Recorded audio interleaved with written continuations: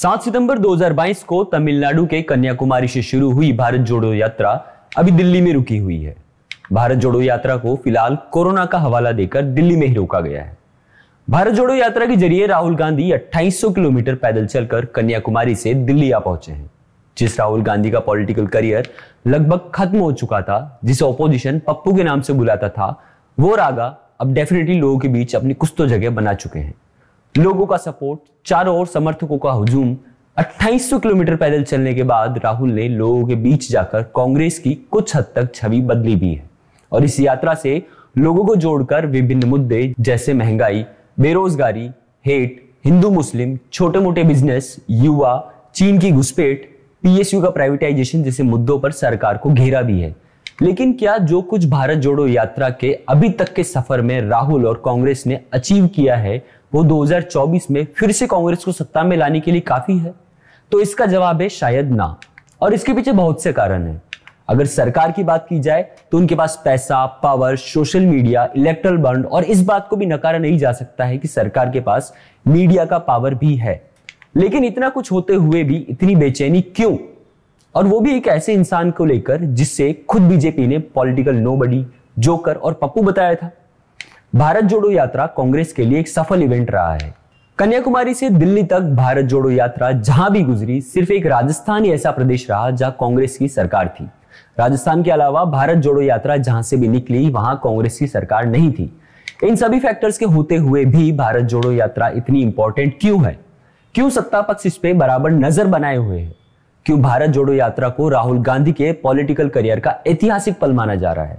और कांग्रेस की भारत जोड़ो यात्रा की सफलता के पीछे कारण क्या है? यात्रा की वजह से लोगों के बीच राहुल की बढ़ती हुई इमेज, यात्रा से तेजी से जुड़ते हुए लोग, विपक्षी पार्टियों का सपोर्ट। 2023 में कांग्रेस भारत जोड़ो यात्रा को कश्मीर की ओर कूच करने का प्लान कर रही है। 2024 के आम चुनावों में अब ज्यादा समय नहीं रह गया है, कुछ 14-15 महीने रह गए हैं। यात्रा को विपक्षी पार्टियों का सपोर्ट, अगर कांग्रेस आने वाले 15 महीनों में इन सभी विपक्षी पार्टियों को एकजुट करने में सफल हो पाती है तो शायद इससे बीजेपी को खासी दिक्कत हो सकती है। इसमें कोई दो राय नहीं है कि भारत जोड़ो यात्रा की वजह से राहुल की इमेज काफी हद तक रीस्टोर हो पाई है, क्योंकि इस बार राहुल भी मुद्दे पर टिके रहे और अड़े रहे और पीछे बिल्कुल भी नहीं हटे। यात्रा में सेलिब्रिटीज, एक्टर्स, बिजनेसमैन, इकोनॉमिस्ट, सभी तरह के लोग जुड़े। कमल हासन जब इस यात्रा से जुड़े तो बीजेपी तिलमिला उठी और बीजेपी के स्पोक पर्सन शहजाद पूनावाला ने यह तक कह दिया कि कमल हासन हिंदुओं का अपमान करते हैं। अगर आंकड़ों की बात की जाए तो भारत जोड़ो यात्रा एक सक्सेसफुल इवेंट तो है ही, साथ ही कांग्रेस के जयराम रमेश ने यह भी कहा है कि जो लोग भारत जोड़ो यात्रा से जुड़ रहे हैं उन्हें आई भी तलब कर रही है कि आप वहां पर कर क्या रहे थे। कांग्रेस इस बार पहली दफे अपने सोशल मीडिया स्ट्रीम का सही इस्तेमाल करते हुए अपना नैरेटिव खुद बना रही है और इस कोशिश में काफी हद तक सफल भी रही है। राहुल को अगर इस यात्रा में देखा जाए तो राहुल ने बोलने के बजाय सुनने का काम ज्यादा किया है। लोगों को सुनना, इससे उनका नॉलेज और व्यू पॉइंट बढ़ रहा है।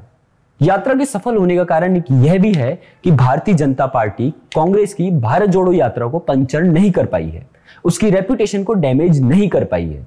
हम यात्रा को अगर छोड़ भी दें तो बीते कुछ सालों में सिर्फ एक ऐसा ही आंदोलन रहा है जिसने बीजेपी की नाक में दम कर दिया, और वो था वन एंड ओनली किसान आंदोलन, जो पूरे देश में उग्र तरीके से हुआ था। भारत जोड़ो यात्रा के सफल होने के साथ ही राहुल का कॉन्फिडेंस भी बढ़ा है और अब राहुल बीजेपी के प्लान को समझते भी है और ओपन तरीके से उसे चैलेंज भी करते हैं। इन सभी चीजों के साथ ये भी एक फैक्ट है कि कांग्रेस की भारत जोड़ो यात्रा अकेले सारी प्रॉब्लम्स को सॉल्व नहीं कर पाएगी।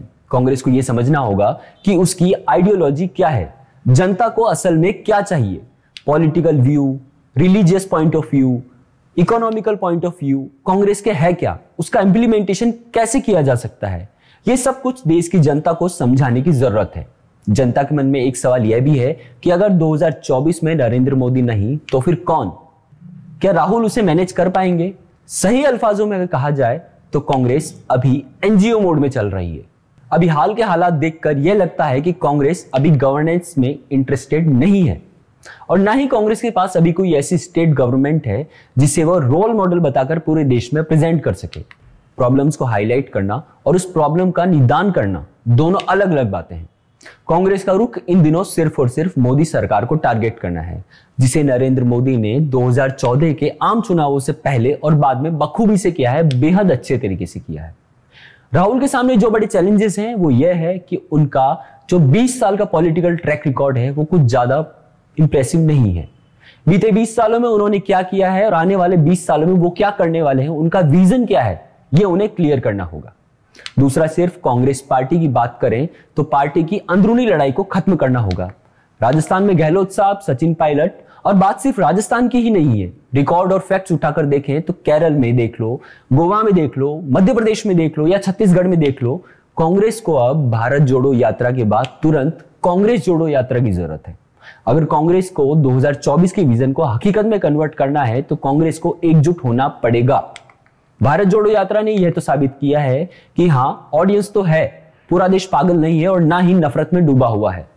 ऐसे भी लोग हैं जो हमारे संविधान की वैल्यू करते हैं, जो संविधान को मानते हैं, जो असली विकास की वैल्यू करते हैं और जो असली डेमोक्रेसी को वैल्यू करते हैं। बेशक राहुल को और कांग्रेस को मेहनत ज्यादा करनी पड़ेगी, जमीन पर जाना पड़ेगा, लोगों से कनेक्ट होना पड़ेगा और पार्टी के कार्यकर्ताओं के बीच एक कनेक्शन बनाना पड़ेगा जो कि अरसे से टूटा हुआ है। एक फैक्ट यह भी है कि सिर्फ anti RSS, anti Modi campaign चलाने से कुछ नहीं होगा। राहुल सच्चाई दिखा रहे हैं, अच्छी बात है, पोल खोल रहे हैं, बहुत अच्छी बात है, लेकिन सिर्फ आईना दिखाने से कुछ भी फर्क नहीं पड़ने वाला। अगर वो चाहते हैं कि लोगों का मन बदले, वोटिंग पैटर्न बदले, तो उन्हें भी कुछ और अल्टरनेटिव ढूंढना होगा, क्योंकि लोग फिर से वही सवाल पूछेंगे कि नरेंद्र मोदी नहीं तो फिर वोट किसे दें, किसके आइडियोलॉजी को फॉलो किया जाए। वो तो कांग्रेस को, राहुल को ही डेवलप करना होगा। कांग्रेस को खुद को रिवाइटलाइज करना होगा, ब्लॉक लेवल पर, तहसील लेवल पर, डिस्ट्रिक्ट लेवल पर और इवन स्टेट लेवल पर। एक पॉलिटिकल एजेंडा तो है भारत जोड़ो यात्रा का, और वो होना भी चाहिए परिवर्तन लाने के लिए, 2024 में सत्ता में वापस आने के लिए। लेकिन अब वो आइडियोलॉजी क्या होगी, वो तरीका क्या होगा 2024 के इलेक्शंस को जीतने के लिए, वो देखने वाली बात होगी। आज के लिए बस इतना ही। देश और दुनिया की तमाम खबरों के लिए देखते रहिए नवतेज टीवी राजस्थान। देश और दुनिया की हर बड़ी खबर के लिए सब्सक्राइब करें नवतेज टीवी और पल पल के अपडेट्स के लिए बेल आइकन को दबाना ना भूलें, क्योंकि आपकी खबरों का भरोसेमंद साथी है नवतेज टीवी।